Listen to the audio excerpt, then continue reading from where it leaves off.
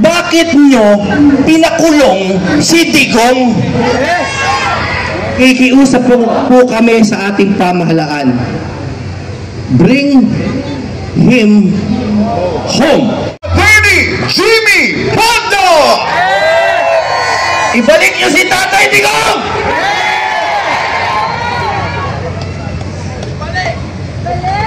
Hindi po ito kampanya. Ito po ay pagdarasal. Ang pinakamaiksi po na kataga sa Biblia ay John 11:35. Jesus wept. Umiyak siya. Yun lang po. John 11:35 is the shortest verse sa Bible. Jesus wept. Umiyak po siya. Kasi, di ba si Mary, Martha, Lazarus, di ba? May sakit si Lazaro. Nung pagpunta niya, patay na. Sabi ni Mary, alam mo kung nandito ka sana, Jesus, hindi sana namatay si Lazarus. Umiyak ngayon si Jesus. Alam niyo ba kung bakit siya umiyak? Palagay niyo ba dahil nawalan siya ng pag-asa?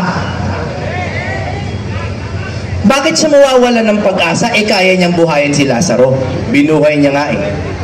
Ang sabi po ng mga scholar, kaya siya umiyak kasi naramdaman niya yung sakit ng kanyang mga kababayan. Umiyak siya dahil nadama niya yung sakit nila Mary, nila Martha at lahat ng mga kaibigan niya. Best friends niya kasi yun eh. Anong sunod niyang ginawa? Binuhay niya. Sino po ang naiyak nung kinulong si Digong? Pero tama po si Attorney Vic, pagkatapos ng iyak na yan, kailangan nating kumilos sa legal at mapayapang paraan. Ano po yung legal at mapayapang paraan? Aaraw-arawin natin sila. Isigaw nyo sa internet, sa ICC, sa ating sariling pamahalaan, bring him home! Bring him home! Bakit po? Bakit bring? Bakit po bring? Bakit hindi send? Kasi kung kausap po natin yung ICC lamang, send him home. Tama? Yes. Send him home. Kung sa English lang na proper. No? Yes, kausap natin ang ICC, send him home. Pero ang kausap natin ngayon, ang pamahalaan natin, na naririto din. Sabihin po natin sa ating Pangulo ngayon, bring him home. Bring him home. Bakit po? We are not a failed state. Are we a failed state? No! Ang nagpe-fail sa atin medyo yung gobyerno ngayon. Pero yung estado ay hindi ang pamahalaan. Tayo ang estado na ugat ng kapangyarihan ng pamahalaan. So, bago ko magtapos, dahil kumanta na ako eh, kaya maiksi lang yung panahon ng aking pagsasalita. Bakit po tayo kailangan mag-araw-araw na demand sa gobyerno natin na pauwiin si Digong? Bakit po? Para po ba sa kampanya? Hindi!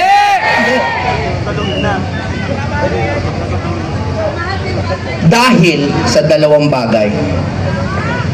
Una, ang Pilipinas, sa English, no, is a sovereign nation.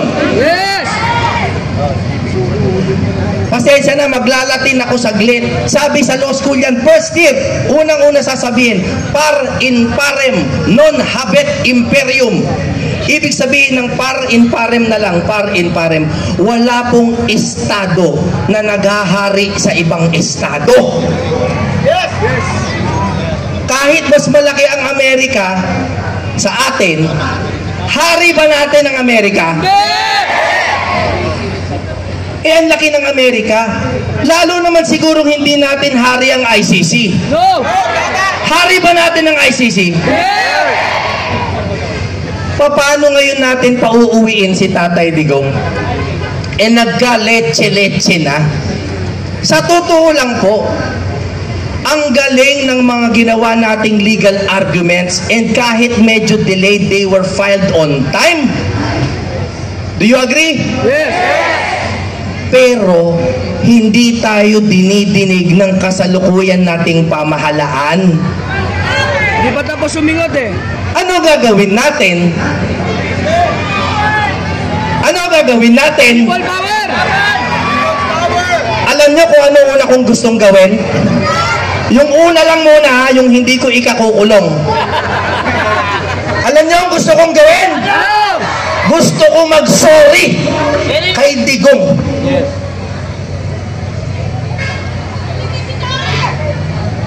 Gusto ko mag-sorry. Kasi hindi natin siya pinagtanggol kung paano niya tayo pinagtanggol. Pero may bawi pa. Dahil may panahon pa. Kaya bago po magwakas, ako po ay nananawagan lang sa inyo. Ako po ay nananawagan sa inyo, kalimutan niyo po muna yung eleksyon. Ipagsigawan niyo po sa lahat ng Pilipino, kalimutan ang politika.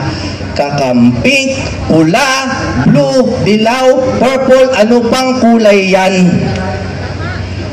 Kumbinsihin nyo ang bawat isa na hindi tayo saklaw ng ICC. Huwag na natin pagtalunan. Huwag na natin pagtalunan kung illegal yung arrest. Sige, tsaka na yan. Dahil ang unang-una, hindi po tayo saklaw ng ICC. Meron tayong sarili nating hukuman at piskalya. Naniniwala ba kayo doon? Yes!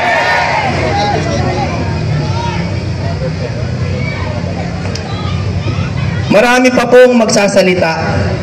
Yung napansin nyo naman, hindi naman po kami puro senador o senatoriable na nagsalita. Halo-halo po yan. Kaya lang po kami nagsalita, nagkataon, kami po yung mga iilan sa mga huling nakasama ni Digong sa kanyang mga malalayang araw. Kami po ay nasa Hong Kong at wala namang kaming malay, although merong mga nagbubulong-bulong na baka nga kunin si Digong. Pero napakahirap paniwalaan. Bakit po? Kasi po naniwala po ako kay Marcos. Totoo po, naniwala ako. Sabi niya hindi niya gagawin eh. Tingnan niyo po ang Facebook ko, lahat ng post ko. Minsan hindi ko yan minura. I have never been disrespectful to you, my President. We gave you the chance to redeem the family name.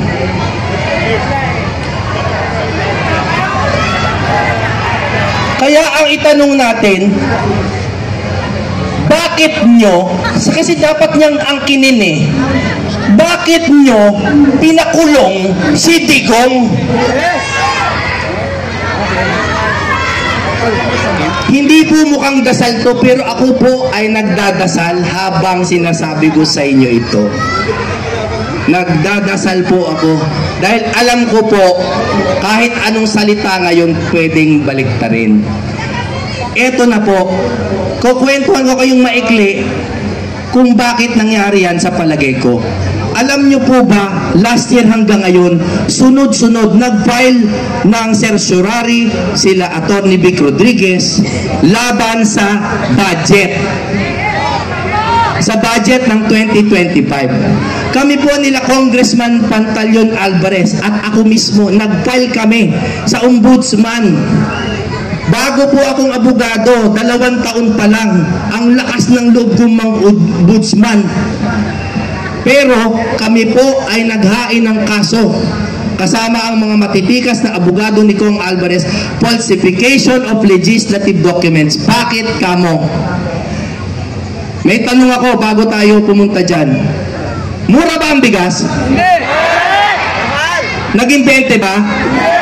Baka naman 30. 35. O sige na, 40. Alam niyo kung bakit? Bakit? Hindi ko nahahabaan.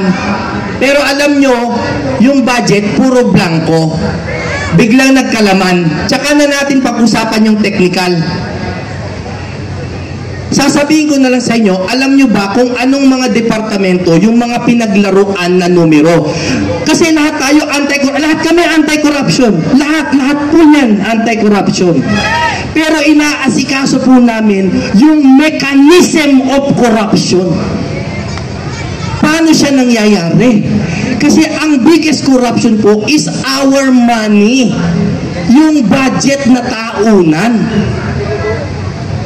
Alam niyo po ba kung anong mga departamento yung pinaglaruan? I will give you the two major departments. Number 1, Department of Agriculture. Number 2, Irrigation. O diba hindi halata? Hindi nyo nga nahulaan eh. Hindi halata eh. Agriculture, irrigation, tapos iniisip mo, irrigation, tubig. Agriculture, palay-palay. Okay, sige. Tapos biglang 200 plus billion nagkaroon mula 0. Tapos nagtataka tayo kung bakit mahal ang bigas. O bakit ko sinasabi to? Dahil po sunod-sunod na po yung kaso na hinaahain. At siguro po sa aking sapantaha lamang, dahil unti-unti na po tayong lumalapit sa kanila, unti-unti tayong lumalapit, pinakulong si Digong. Kaya huling pangungusap, tayo po ay magdasal. Bring him home. Bring him home. Bring him home. Nakikiusap po kami sa ating pamahalaan. Bring him home. Maraming